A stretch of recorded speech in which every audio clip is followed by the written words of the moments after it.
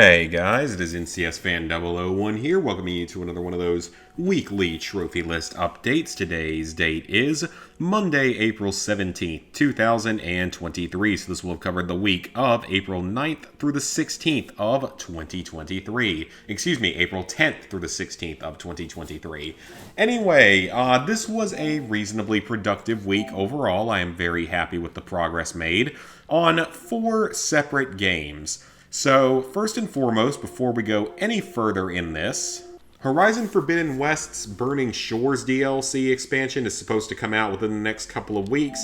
I have not seen anything yet for the trophy list for that game, so I guess we will see what it's going to be like. Hopefully it's a lot like sort of what they did with the original Horizon Zero Dawn, with it being, some story-related trophies and then some miscellaneous exploration and everything, and hopefully you can just play it on the easiest difficulty because that ultra-hard mode was not a fun time with that game. It was definitely not really something that should have been in the game because it's just not fun.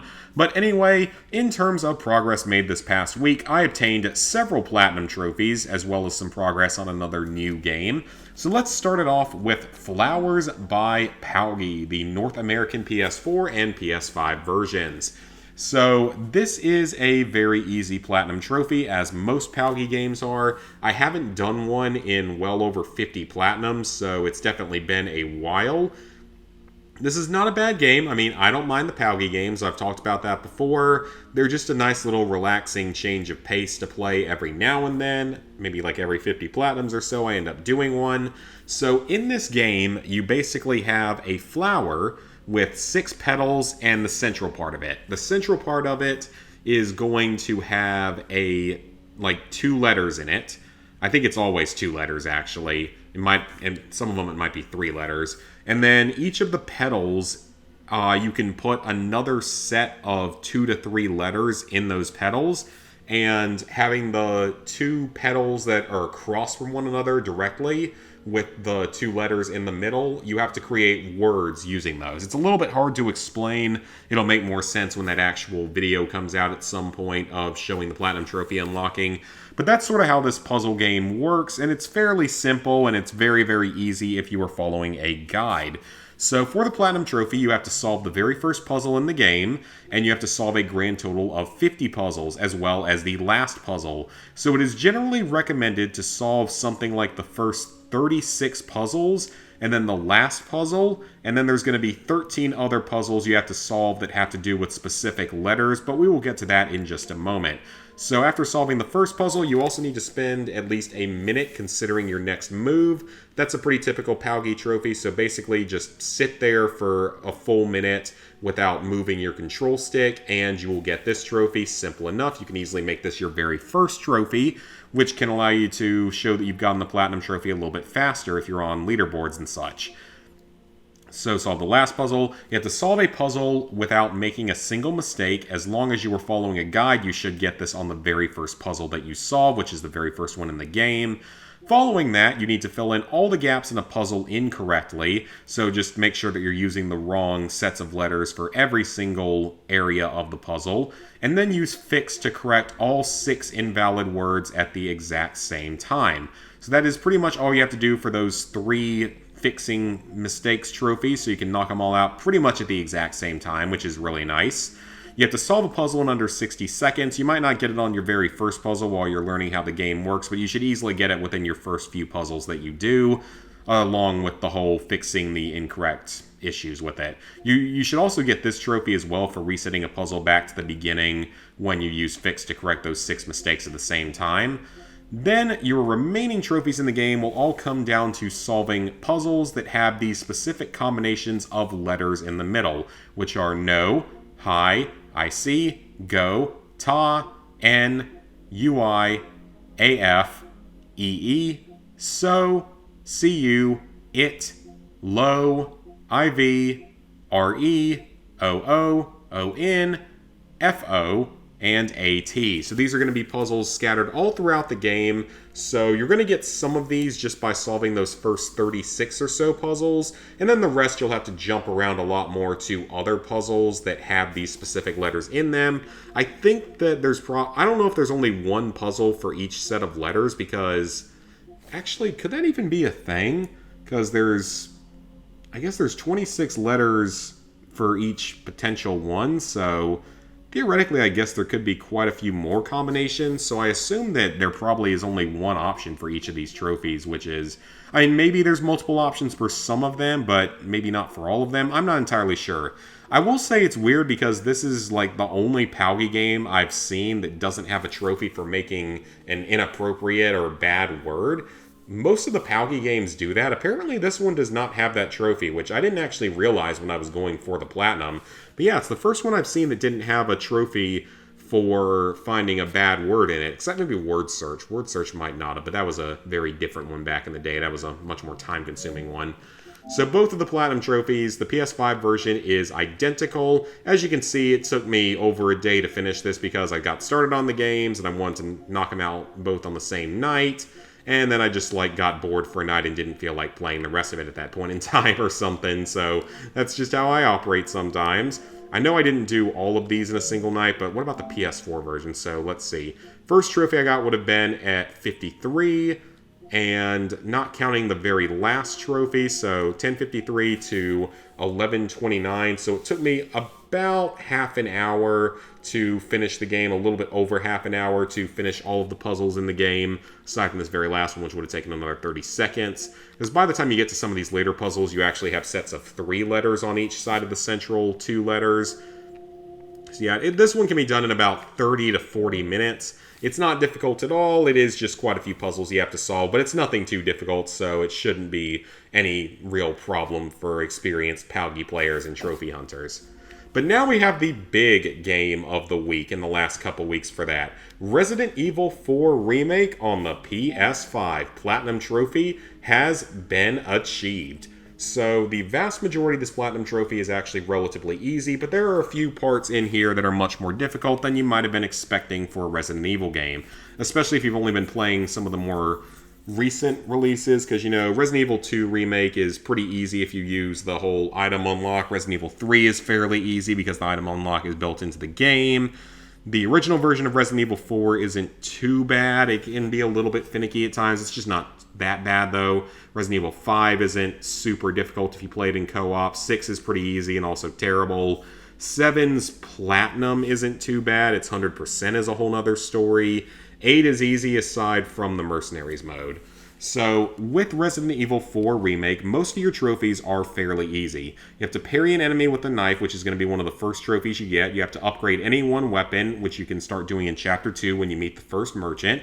You have to get an exclusive upgrade for a weapon, which is done by either purchasing an exclusive upgrade ticket, which will require you to pay 30 spinels, or if you don't want to do that, you can wait until you've purchased every other upgrade for a weapon. And once you've purchased every other upgrade, you can purchase the exclusive upgrade for another set amount of money. So after that, you have to complete a request for the merchant, but you have to complete all of them anyway. You have to rescue Ashley as she's being carried away by the enemy. This one is almost certainly going to come naturally. This one is pretty much impossible to miss. You have to destroy a Clockwork Castellan. This is a type of collectible. There's one in every chapter. They're like the Mr. Raccoon bobbleheads from the previous game. You have to defeat Del Lago, Mendez, Vertigo, Salazar, Krauser, and Sadler. Those are the game's 6 boss fights.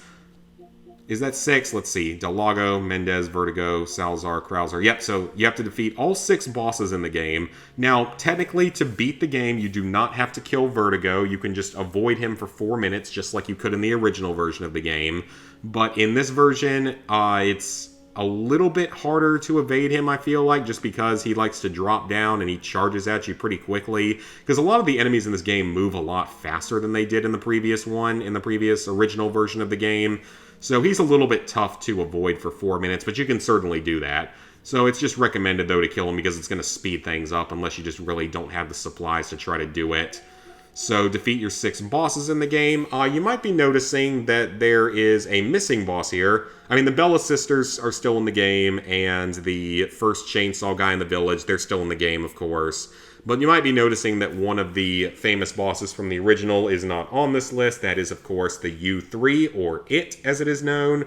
That boss is not in the game at all, and it's speculated that he's going to make an appearance in the Ada DLC whenever that happens. Defeat 3 enemies at once with a flash grenade is very easily done, unlike Chapter 3 when you go into the area where you eventually end up fighting the first El Gigante, because the El Gigante, I guess, is also not on there, but you also fight him like 4 times in the game. So in that area, there's a bunch of crows on the ground. Throw a flash grenade in there to kill them all. You have to defeat a Gyarados using only knives. This is actually a lot easier than it sounds because you can stealth attack them. It's best done against the very first Gyarados because you're going to be alone fighting him. You know, the one in the dungeon areas of the game. Except that it's revamped from how it was in the original version. 2 parasites and a regenerator with a single shot is fairly easy. It just requires a little bit of luck to find one that has 2 parasites that are really close enough together that you can snipe both from a single shot. A grenade into Ramon Salazar's mouth does a ton of damage. This is during the Salazar boss fight. He's a lot more complicated this time around than he was in the original, but this is in Chapter 12, so just make sure you have a couple of grenades there for this particular trophy. You have to use a cannon to defeat a Zealot. That's very easy. That's done in the first chapter in the castle. That's Chapter 7. You have to make it through both the minecart sections without taking any damage. This isn't too difficult overall once you know the path of them. It's highly recommended that you do this on assisted and put on the gas mask as your piece of headgear, because if you do that, you'll have auto-aim onto all the enemies. Makes it fairly easy to do. I mean, you might still take damage a couple times, it might still take a few tries, but it's not too bad that way. Reach the top of the clock tower without the lift stopping once. This one is pretty difficult to do normally. You can do it if you have the right weapons, but I would personally recommend waiting until one of your playthroughs where you have the infinite rocket launcher and do it on that run, because that will make it significantly easier. It might still take a couple of tries to get where the enemies are, but it's not too difficult if you do it that way. Getting out on the water scooter without taking any damage, that's also fairly easy if you're playing it on like assisted where you have a little bit more time to get out. I mean, it took me more tries than it should have. I was struggling with it more than I should have. It's really not that hard of a trophy. You have to sell a single treasure for at least 100,000 pesetas. The only way to do this is to sell the Elegant Crown. There are 2 of them in the main game, but there's also one that you get if you have the Deluxe Treasure Map for pre-ordering the Deluxe Edition of the game. So yeah, there's some pay to win right there. You get extra treasures if you bought the Deluxe Edition. You get several extra treasures, actually, including some tokens for the shooting range vending machine. So when you have the Elegant Crown, you either need to inlay it with 5 different gemstones, so 5 completely different colored ones, so like green, purple, blue, yellow, and red. Or I think you can get even more if you inlay it with the right colors, if you inlay it with only like 3 red and 2 yellow or something, but they're in the right places. But I'm not entirely sure about that, but that's something that I saw on like one video. That's the most expensive way you can sell the treasure, but I think it's the only one you can do that with. You have to obtain all treasures in the village, castle, and island. If you have the maps from the merchant, you can do it that way, though it is recommended that you have a video guide pulled up just so you don't end up missing anything. They also considerably shortened the island section, which is fine because the island was probably the weakest part of the original game, even though it had some great moments to it. So they thankfully did shorten that one a little bit, so it's only, I mean, it's still like 4 chapters, but they're all fairly short. So then we have what can theoretically be the hardest trophy in the game, or at least was the hardest trophy in the game, obtaining all weapons. Most of them are obtained by either finding them or purchasing them from the merchant throughout the course of the playthrough, but there are also 4 special weapons in the game. One of them is the Primal Knife. That one is unlocked by destroying all the Clockwork Castellans. It's a slightly more powerful version of the knife, but with its exclusive upgrade makes it not ever break, so it has no durability to worry about, because yes, the knives in this game all have durability, and they will break after a certain number of uses, which is definitely one of the few things I will definitely criticize about this game, because that's really kind of dumb to me. So that is one of the weapons. Then another one is the Chicago Typewriter, though it's now called the Chicago Sweeper. That weapon is unlocked by getting an A rank on Professional, which is not particularly hard because you can do it with the Infinite Rocket Launcher, which is the 3rd special weapon. The Infinite Rocket Launcher is just obtained on any New Game Plus playthrough for 2 million pesetas, and then it's in your inventory for all future New Game Plus. So that's the easiest. That's how you get that, and then that makes it fairly easy to get the Chicago Typewriter in this one, because remember that Separate Ways is not in this game right now. It probably will be released as DLC later, but at this point in time, it's not. The last weapon, though, is the hand cannon, and that is the one that is a bit more challenging to get. At least it was. Originally, you had to do a new game professional run, which means you had to beat the game on professional without using any of the unique items. As far as I know, you weren't allowed to use the Chicago typewriter for that run, and you weren't allowed to use the primal knife. Obviously, you wouldn't be able to use the rocket launcher either, the infinite rocket launcher. You can purchase rocket launchers from the merchant still. You can do that a couple of times for sure for some of the tougher boss fights. So that trophy, that would have made this trophy very difficult. However, very recently, they made a change to the game in which the Mercenaries mode was added in, surprisingly with no trophies, very surprisingly. And to unlock the hand cannon now, all you have to do is get an S rank on each of the 3 stages, one time with any character. So just S rank all 3 stages, which can be done in like half an hour, 45 minutes. And you will automatically unlock the hand cannon, which makes this trophy significantly easier. Highly, highly recommend going for it that way. It also cuts out a full playthrough of the game. Then you have to complete all the requests from the merchant. There's about 30 of them. Might be a little bit less than that. This includes things like the medallions from the original game, which is the only merchant side quest in the original game, but also things like selling him specific items and killing rats, or bringing him snakes, or even one for defacing a picture of Salazar with a golden chicken egg, which is hilarious. It's recommended that for your very first playthrough of the game, that you go through the game on either standard or assisted, you collect every single collectible in the game, you get all the miscellaneous trophies, and you do all the shooting gallery stuff as well as completing all the requests for the merchant, all on that first playthrough. It'll make your first playthrough fairly time-consuming, but it will knock out the vast majority of your trophies and get you ready for the future playthroughs. You have to destroy all the Clockwork Castellans. Again, there's one in each chapter for a total of 16. You have to complete the main story on standard mode or higher. Pretty self-explanatory. We'll come back to this trophy here in a second. Complete the game on hardcore mode or higher. We'll come back to this trophy in a second. And then complete the game on professional mode. When you beat the game on professional in New Game Plus with the rocket launcher for the A rank for the Chicago typewriter, you'll end up getting this trophy as well as the hardcore one and the standard one if you happen to have done an assisted playthrough as your first playthrough. So now you have what are technically the 2 most difficult trophies now that Gun Fanatic is much easier. Standard mode with an S+, and hardcore mode with an S+.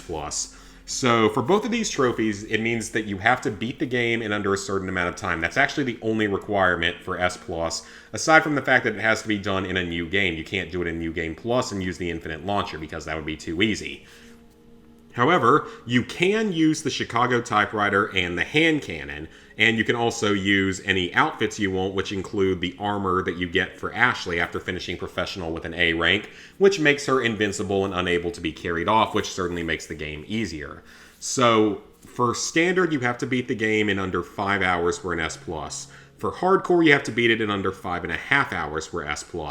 So for both of these playthroughs, the best strategy initially was to go in to the game and complete every single merchant request in the village, and that would get you enough spinels for an exclusive upgrade ticket for the Chicago typewriter, which would give you infinite ammo for the Chicago typewriter. Or now, theoretically, you could do it with the hand cannon if you wanted that instead, because it's much more powerful, but it's much slower, and it's not the most accurate weapon in the world. However, another change the developers made with the release of the Mercenaries was they added in exclusive upgrade tickets that you can buy from the PlayStation Store. You can either buy one ticket for $3, $2.99 technically, or you can buy a set of 3 tickets for like $7.50 or $8. I think it's $8. And those tickets can be used on every single new save file, meaning that every single time you play through the game, you can use those tickets to immediately upgrade any one weapon per ticket to its exclusive upgrade variant, which means infinite ammo for the typewriter as well as infinite ammo for the hand cannon. So you guys can probably guess what I did, because, I mean, I could have done it the old way if I had to, but in all honesty, I don't necessarily have the time to bother with that right now, and I just kind of wanted to take the easier path on this because it's a very time-consuming trophy game, and, you know, I have a lot of other stuff going on in life that's taken up a lot of my time and effort and stress and all, so I figured that this was by far the easiest option to do it. So I just used the exclusive upgrade tickets at the start of Chapter 2 on both Standard and Hardcore to get the Infinite Chicago Typewriter and Hand Cannon, and then just blast through the rest of the game with those to get the S Plus ranks. There's still a few tricky parts of these runs, but for the most part, there's nothing really too dangerous on them. So I would highly recommend doing that if you want to make your Platinum run a little bit easier. I mean, or a lot easier, actually. It's just like what they did with selling you the items in Resident Evil 2's remake. So then you have to finish the main story in under 8 hours. You'll get that on one of your S Plus runs. This is the very last trophy I got, finishing the main story without using a recovery item. This is the last playthrough I did. It's best to do on an assisted New Game Plus with the Infinite Rocket Launcher. The main issue is that there are a few areas where it's very difficult to avoid taking damage at just because of how enemies are or how close quarters certain areas are. The cabin battle is one of those just because it's so close quarters that it's kind of difficult to use the rocket launcher as effectively and enemies spawn from everywhere. Basically, you just have to keep at least like 2/3 of your health when you get to the Krauser boss fight at the end of Chapter 11. That is probably the most dangerous part of this because the minecart and Del Lago areas are pretty simple because on those your health is your vehicle's health, not your health, so it doesn't matter if you take some damage. But the Krauser boss fight, I'm not sure you can get through that fight without taking at least one hit. So it is definitely good to make sure you have a lot of health for that. It's also good to have a good amount of health for the second Krauser fight because he can easily chew up your health pretty quickly with his machine gun and with some of the knife attacks, even with your infinite rocket launcher. And then, of course, there's the Mike helicopter section can be a little bit dangerous just because Mike can actually shoot and kill you, as I found out on one of my playthroughs. You also have the 2 different Novistador rooms, like the main Novistador room in 10 and then the underground Novistador hive in 11.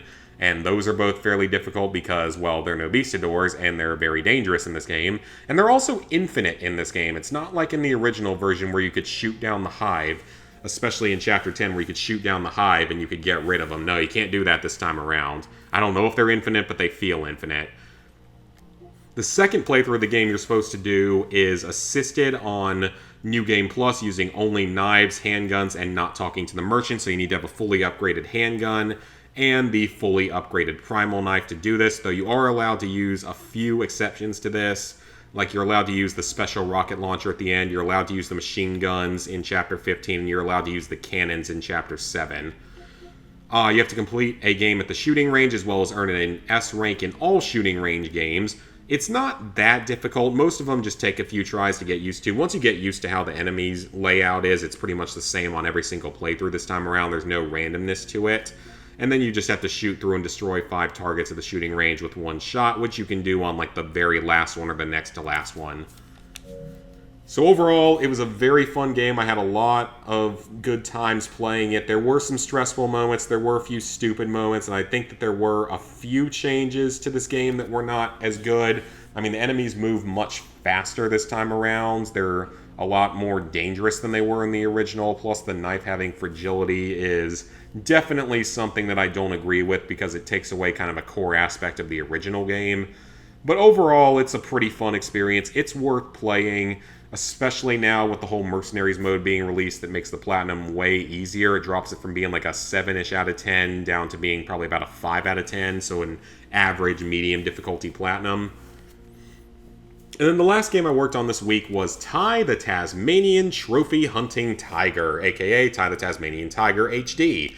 So I played this on Saturday, and people seem to enjoy it, so I probably will consider doing a full trophy playthrough of this game because it's fairly short, though I will probably need to have a guide just pulled up on my phone just in case I ever get stuck somewhere when it comes to collectibles, because I know that I'm not going to find all of the invisible boxes without either the in-game there's some kind of collectible detector for it, or without some kind of collectible guide for myself.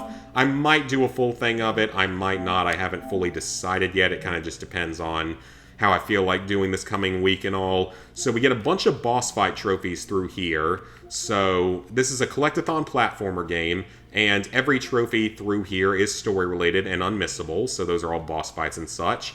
The game is not particularly long. I think it's only 9 stages plus the boss fights in the hub world, so it's probably more like 15-ish stages, but the boss fights are probably pretty short.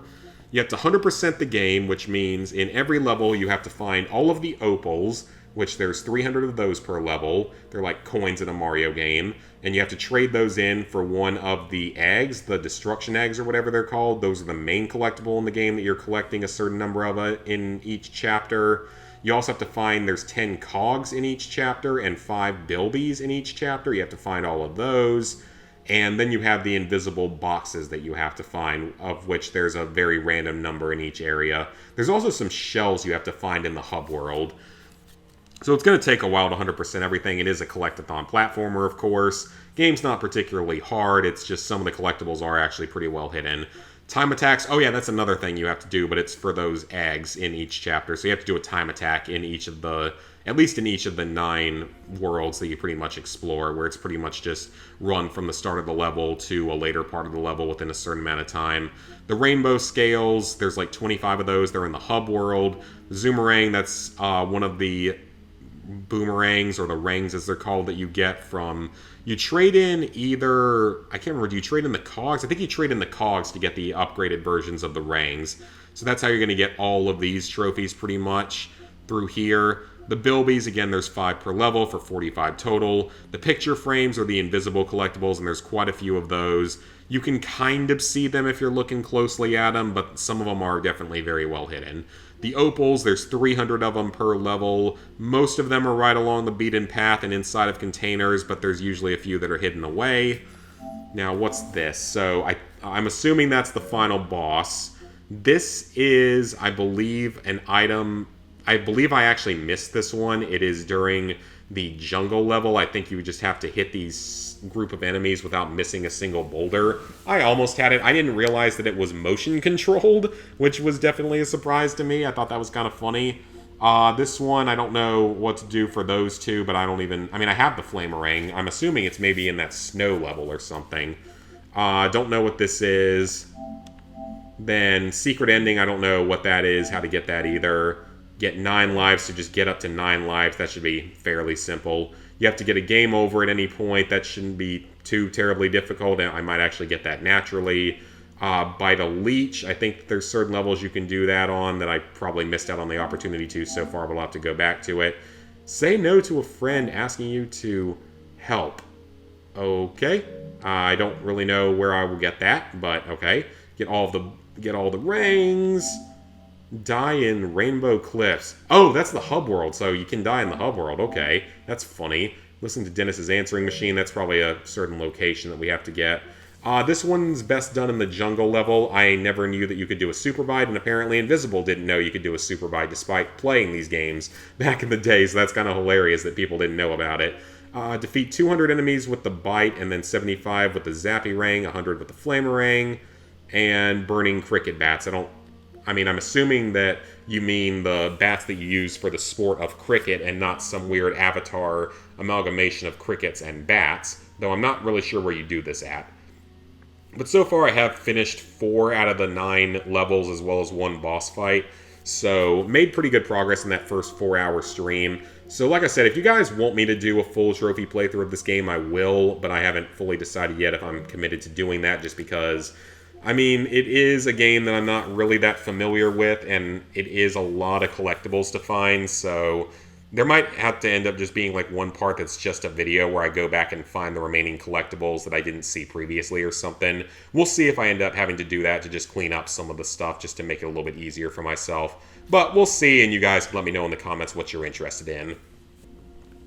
Wow, that took a while to sync. Level 821, 78%. 25,567 total trophies, 704 platinums, 4,573 golds, 6,763 silvers, 13,527 bronzes. Plans for the upcoming week. Continue playing Ty the Tasmanian Tiger, either on stream or just on my own. I might still make a video out of it, if anything, but we'll have to see about that. I think that Nick AR already did one for that game, so I'm not sure I want to look like I'm copying that too much or anything, unless I was live streaming the entirety of the run, in which case it would be a little bit different. So aside from that, I would like to start Division 2 this week. However, I already know that I'm going to be fairly busy this week. I'm going to go ahead and say that because I am taking Friday off of work, and then I'm going to be gone Friday and Saturday and get back sometime probably middle of Sunday. because one of my best friends here out in the real world, actually one that used to be in a few of my videos, he is getting married on Saturday. I am one of his groomsmen, so we've got the rehearsal on Friday and then the actual wedding on Saturday. I'm really excited for that. I'm really excited for him. Like I said, he's been one of my best friends for a long time, so I'm really happy for him, happy to see him getting married and all, and finding that special someone and everything. So very, very excited for him, and I think it's going to be a lot of fun. I haven't been to a wedding since like 2018, so I think that's going to be a good time, but obviously that means I won't be streaming Friday, Saturday. Got much more important things to do, but I'll make sure that the video goes up during that time period. But in terms of other videos, I think that Resident Evil 4 is probably going to be the next full Platinum Trophy video I do. But before I do that will most likely be the 601 to 700. Most of it's recorded, like 2/3 of it's recorded, but the last third of it is probably going to be shorter because a lot of the games there were shovelware in that last third. Like pretty much everything after Saw 2 for a couple of weeks was shovelware, so we'll see about that. Hopefully it's currently at like 4 hours long, and we are only 2/3 of the way through, so it's going to be a long one. But anyway, that is probably going to be the next thing that goes up, and then Resident Evil 4, and then probably Fallout 3 and South Park. But we'll see about the other stuff like Ty and see if anything else I decide to do for that.